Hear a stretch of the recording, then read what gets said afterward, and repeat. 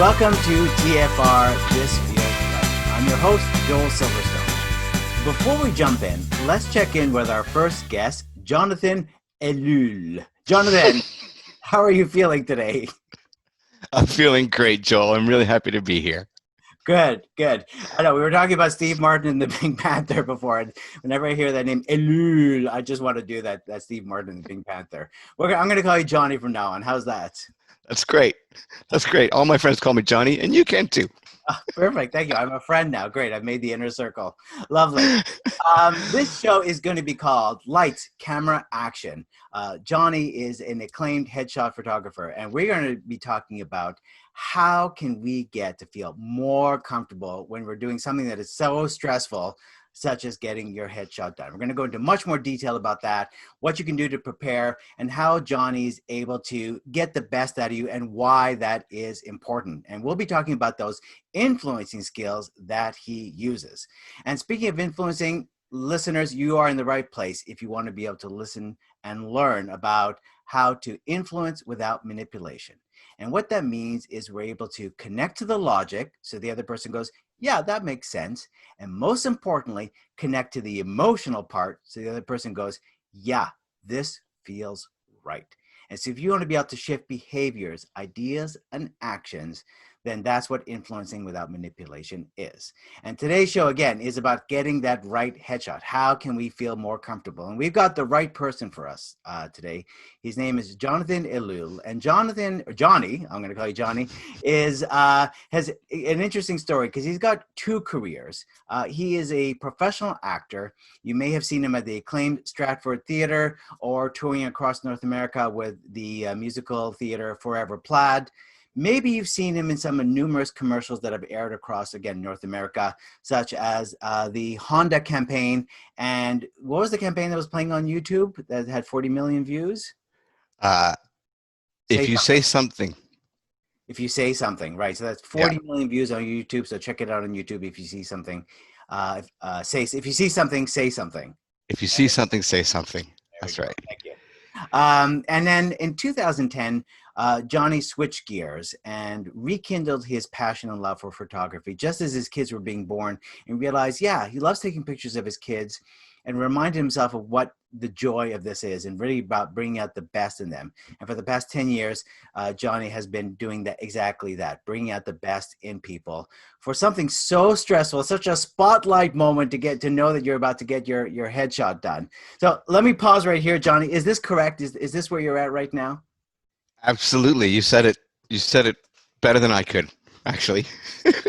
That's exactly. All right. Well, good. Thank you. So I want to talk about the magic of what we can do to prepare. And towards the end of the show, we're going to be sort of talking about kind of like taking our car to the shop. What's our 20-point plan that we need to do to feel prepared for our photo shoot? But let's start at the beginning here. So you're a professional actor. And I think people always want to know, and I think this translates a lot into how you run your business as a photographer, is how are you able, or what's the mindset you need, knowing that you've got a few seconds to put your best foot forward when you go to an audition? Okay. Well, that's a great question, and something I worked over a lot of years to kind of make a system for myself. And there was a light bulb moment I had after I'd been doing this for several years, which was shifting.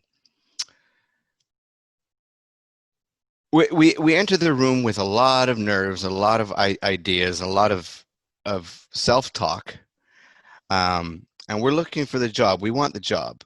Yeah. And I realized, having sat on the other side of the table a couple of times, and also having run my business separately as my side hustle as an actor, that if I wasn't offering trust in me, I wasn't offering enough. And so I learned to treat auditions as a free estimate. Whereas I'm going to show you what it's like to work with me, and I'm going to show up on time. I'm going to show up prepared. Prepared is the key to feeling in control of your nerves. The more prepared you are with the material and having some interesting questions to talk about, are going to put those nerves and stress at ease. Mm-hmm. And then walk in the room most interested to listen. I'm here to listen, and I'm going to offer you a couple of solutions, my way, my style, and as efficiently as I can. And that creates a memorable interaction, as opposed to the energy of coming in the room of, oh my gosh, I got to get this job. It could change my life. This Right. is such an opportunity for me. Um, and that's when I started to embrace that and apply that. And it wasn't easy at first. It was like, It's a you switch. know, it's a switch. It took several attempts to make it a habit of changing my mindset. Yeah. But all I can tell you is that's when I started to get recalls consistently, and that's when the quality of the work I was getting started to go up. Oh, And Jonny, where were you when I was a struggling actor?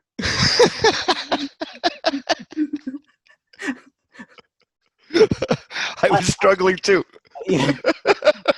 Wait, here's the thing. I like what you're saying about the free estimate, because you were as when you know when as you're starting out acting, you kind of started your own painting business, Yes, right? And that's where this light bulb moment came up with this free estimate, I think, which is that's where your actually your business influenced how you're going to approach auditions.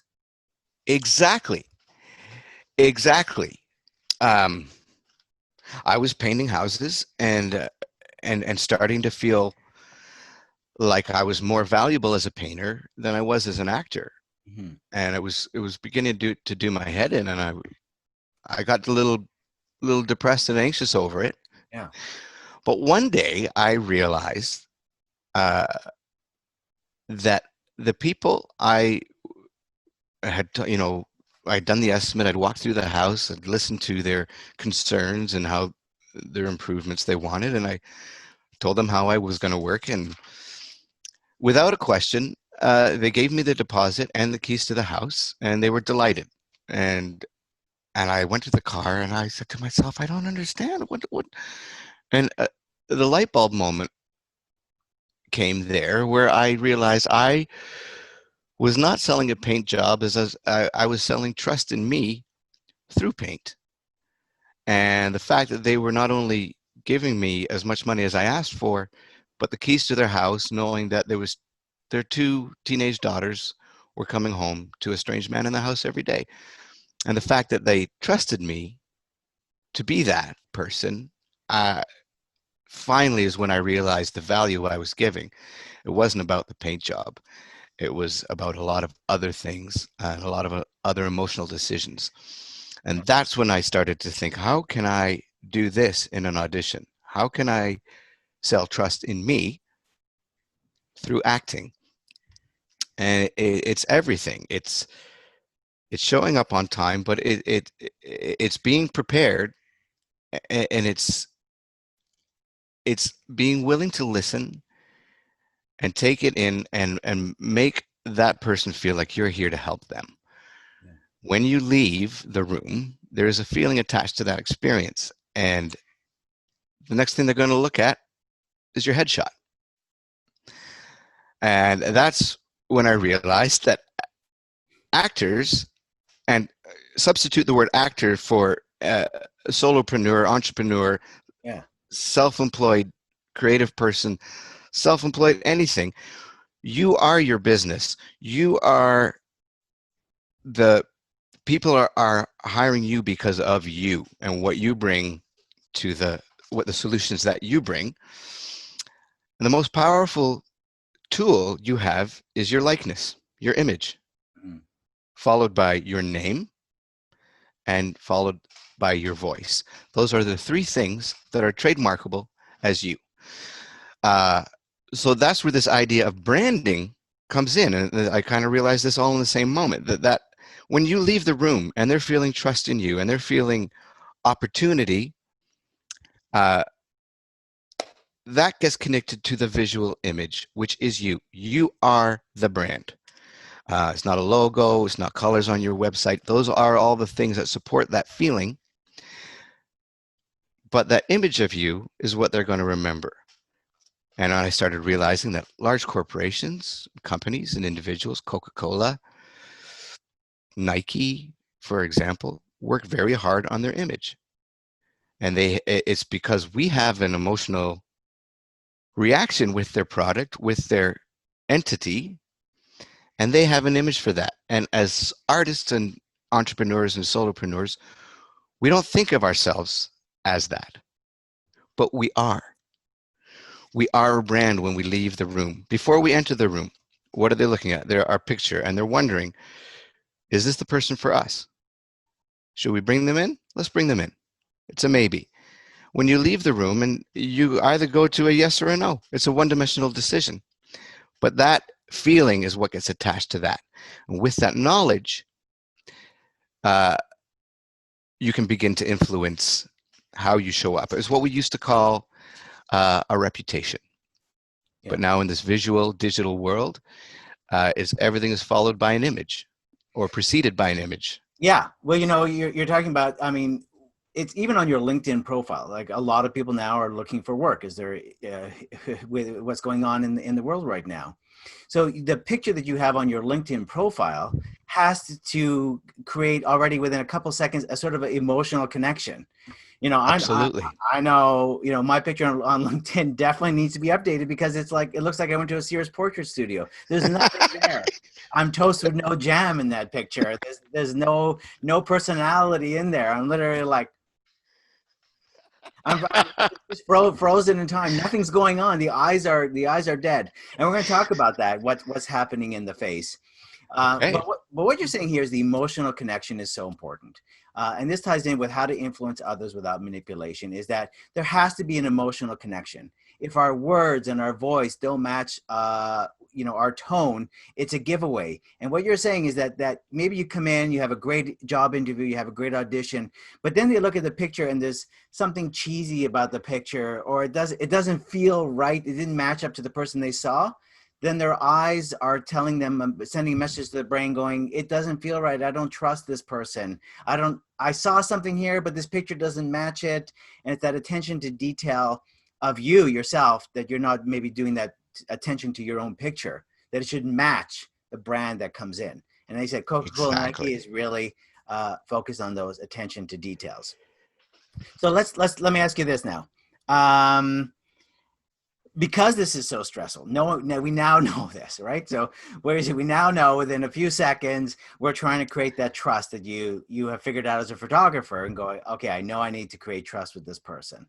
So how do you do it? Let's say I'm coming in. Let's say I'm coming in to work with you. All right. Okay. And already, my face would break out before knowing that I got to get my headshot done. I don't like the dentist. This is how it feels to go get the headshot. I also feel like I'm going to the dentist. I feel so much pressure on getting it right. Right. So exactly. How would you sort of walk me through it before we meet? Okay. Well, this is excellent because you are absolutely 100% on the right track. If you're feeling nervous, yeah, you are 100% human. Good. It's a very unnatural thing to do, is to have a portrait taken, especially a headshot, because we are trying to achieve an image that is completely natural and engaging, and yet we're standing in front of a camera with lights in our face, and we're in a studio, and it's extremely unnatural. We're looking down the barrel of a lens of a camera. Even highly skilled actors who spend their career in front of a camera get nervous and freaked out when getting a portrait done, because they're looking straight down the barrel of a lens, which is not something you do as you're acting, unless you're directly addressing the audience. Well, you have a character. You have a character to play if you're an actor. You have an intention. Your only intention is here, damn, I hope I look good. Exactly. And fear sets in on our conscious mind, right? Yes. This is normal. And some people are apoplectically opposed to having their photograph taken. Mm-hmm. And the reason, I believe, is that deep down in our subconscious, we believe that the camera contains our own harshest critic. Uh-oh. That the camera will record all those flaws that we know about, that we work so hard to cover up, and we're also not in control of pressing the shutter button. So we feel that there's so much out of our control that is recording our heart. Oh, I'll just pause you right here because you nailed it, by the way. Awesome. Yeah, good. Yeah, That's exactly it. It's like, I don't like me. The camera's going to show that. Absolutely, it's all those fears of like, I don't know what mask to wear. I don't know how to be myself in this moment. And so the brain is going, and that's probably why those pictures catch those people like they're thinking as opposed to just being in the moment. exactly. So what happens is our conscious brain freaks out and thinks, I got to control this. I Yeah, got to make sure my eyebrows are right. I got to make sure my smile is in the right angle. right. And so I'm here to teach you two things. One, I'm behind the camera, and I happen to think you look amazing. I see what people see. I see why people want to hire you. I see the best in you. And I'm going to show you pictures that reflect that only. And all Nice. the other ones we're going to delete. So that's number one. Number two is I understand that your conscious brain is trying to control everything and protect you. Right. Yes. And I'm going to help you ask your conscious brain to take a break, because you and me and your subconscious are going to do some work together. And the good news is that your subconscious mind has 100 control of your expressions perfectly, Uh-huh. 100% of the time. As you're working and you're subconsciously engaged, I could walk into the room and say, how you doing? And the look you'll give me, without a verb, without speaking, I can pretty much gauge exactly the area code of your mood. Sure. If you're elated or you have an idea, it shows on your face. And that's your subconscious accurately communicating with the environment around you. Nice. And so I just want you to trust that your subconscious has always had control over your expressions. And I'm going to elicit some stimulus that's going to bring out natural expressions every time. And when I see your conscious brain trying to control, when I see your heart rate increase and your breathing, I'm going to just calm us down. We're going to slow down, Mm. because what you're doing right now, listening, is more interesting than any smile that you could conjure. And if I were just to say to you, can you narrow your bottom eyelids a touch? There we go. Now there's an expression that's real. Now it's like, okay, hold that there. We got that smile. Just go there. We got click, click, click. I'm going to shoot 10. And as you're laughing Yeah. on the recovery, we're going to get some winners. And I'm going to show you this. And after a few things, you're going to kind of fully give over and go with the process. And it's a process. And believe me, I won't keep you there any longer than is needed.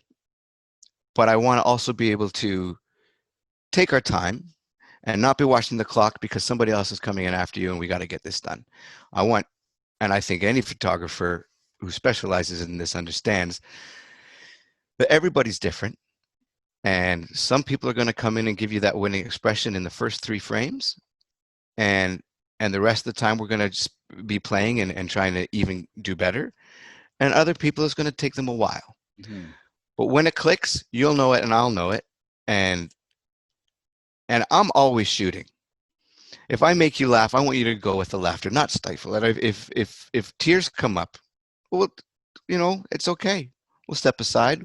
We'll feel safe again, and we'll come back and we'll keep going.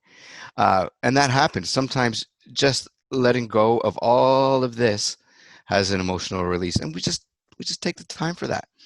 And what I want to do as your photographer is layer your confidence, how you look most confident subconsciously when you are in action, when you are in flow, combined with a slight approachability, a slight smile, a grin, a full out laugh if it's elicited but not forced. Right. And these are the images that, as like as a viewer is going through, a casting person or a headhunter or an employer, they're looking through. We feel confidence resonates when we see an image, and we feel like, oh, I'd like to get to know that person. Or there's a softness here that, as well as a strength that I like. We might not have the verbs, but we feel that. And You, and you, you nailed it, Johnny. I think that, you know, when I look at other some shots of people, and you go, I want to get to know that person. I want to work with that person. I like that person, and you don't know anything about them, but something is coming across. Their personality somehow is coming across, and then when you see the sort of the classic, uh, you know, they did headshots in 5 minutes, and they had to do the whole organization. There's nothing going on there. It's a blank. It's a blank. You're looking at blank canvases. They all look the same. And then we're going to go with our 20-point checklist, because everything you're saying about the subconscious is so important. So at the end, we're going to talk about all the conscious things you can do so that you can maybe, you know, relax your mind going into it. I love it. Awesome. Okay. All right. But before we get there, let's do something that we like to call improv. Improve your communication style. Jonny, are you ready to improv your communication style? I am ready, Joel. We're going to do something that's called last word, first word.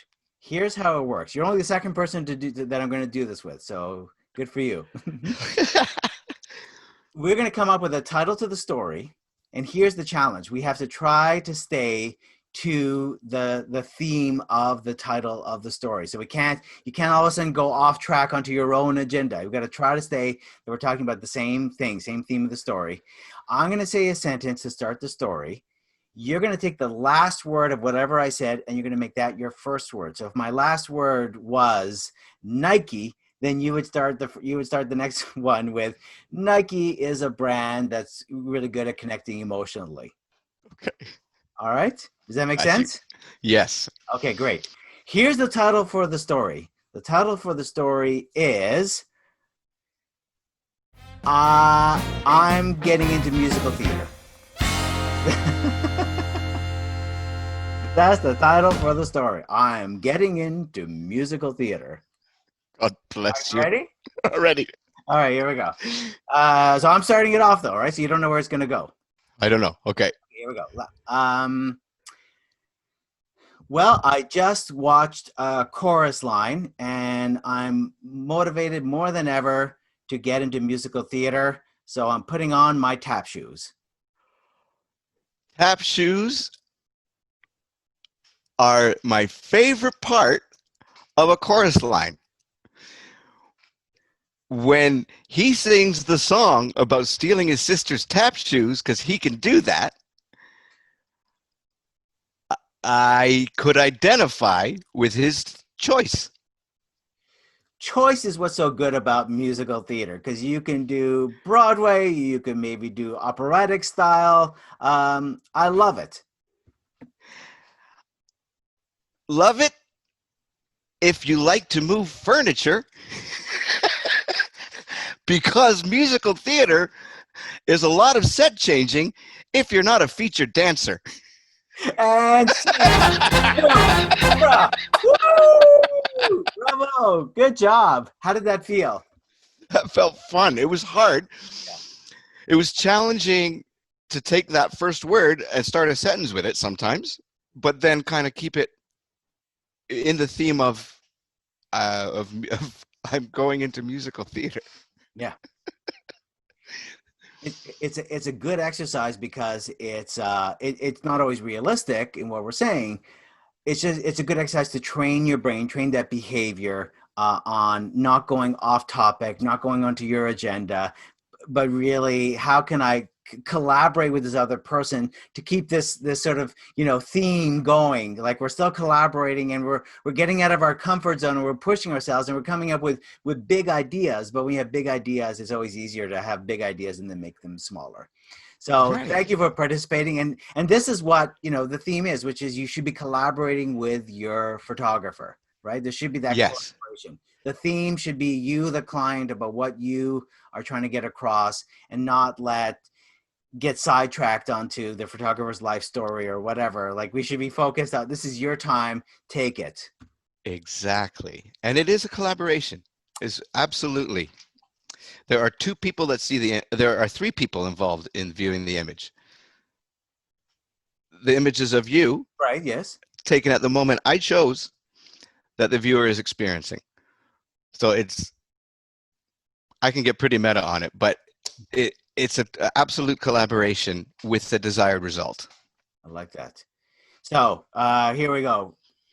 Photo shoot is tomorrow, and now one's thinking. Let's say I'm the client. I'm thinking, oy vey, here we go. I'm panicking. What do I need? What can I do? I know Johnny's got it under control. I know he's got an idea, but I like I said, I want to somehow feel I got some control in this. So what can I do? Do I need to iron my clothes, sleep better, drink water? I don't know.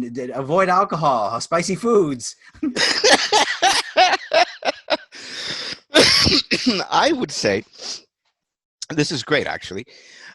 In terms of what you can do to prepare for your headshot session, if you're going to have your hair cut, don't do it the day before, if possible. Do it 4 or 5 days before, maybe even a week, so you don't have that just cut look. Right. If you're somebody who works out, yeah, do your workout before the shoot. And that you're just obviously your skin will just look healthier, and you're definitely a good night's sleep is. Well, hang on. Is I like important. this thing about the workout, because even if you don't work out, it sounds like you should probably at least go. Don't just go from waking up and go right into go for a walk, get some fresh air, get some blood circulating in your body. Get some blood circulating, and because it'll just show in your skin and your eyes. Right. A good night's sleep is important. Yeah.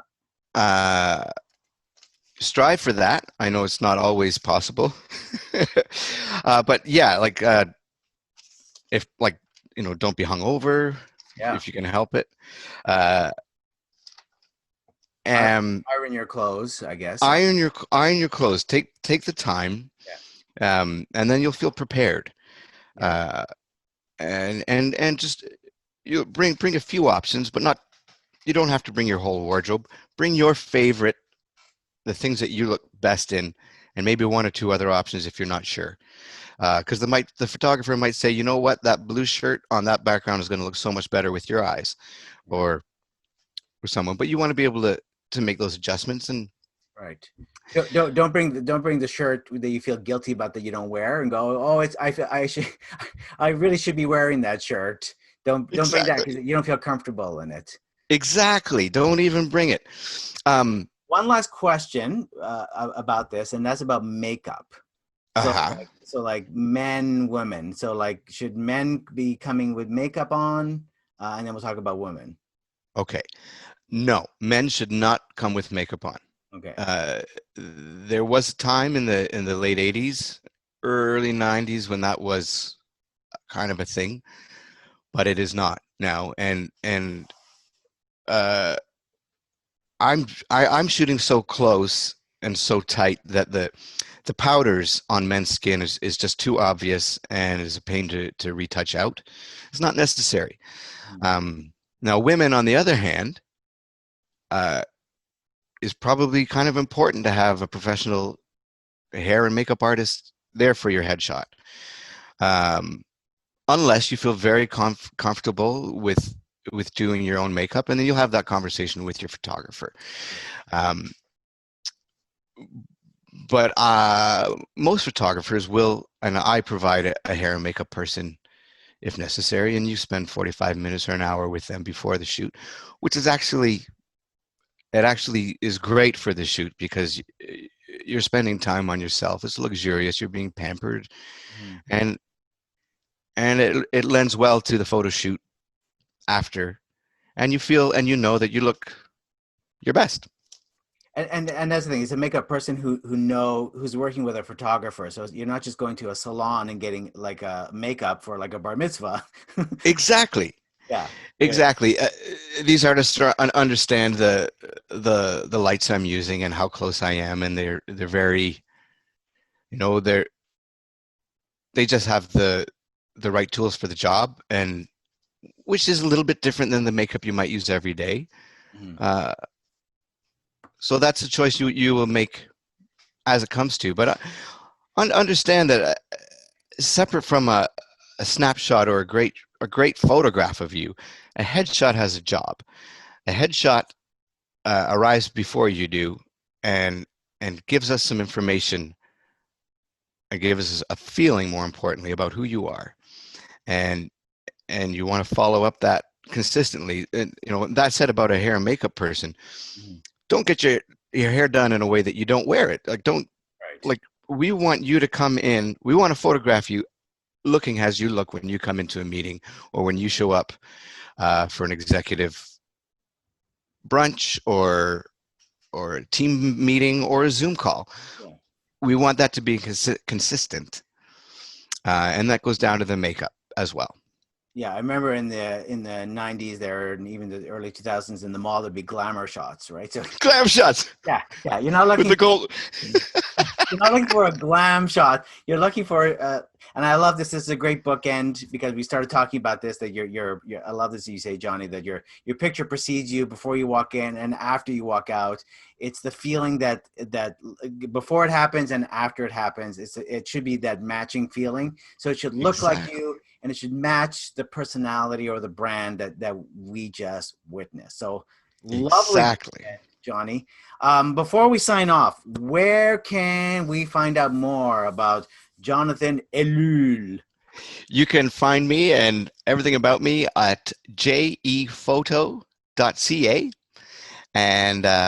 and watch for this being updated several times this week. I'm going to be doing a launch of my new studio with a limited time to get a discount on your session. Uh, so check it out, jephoto.ca, and I'm on Facebook and Instagram at jephoto.ca. Okay, so on Instagram, J Photo as well. jephoto.ca at Instagram. Yeah. On Instagram. Okay, great. So that's a good just to see some of the stuff and what you're up to, and of course your website.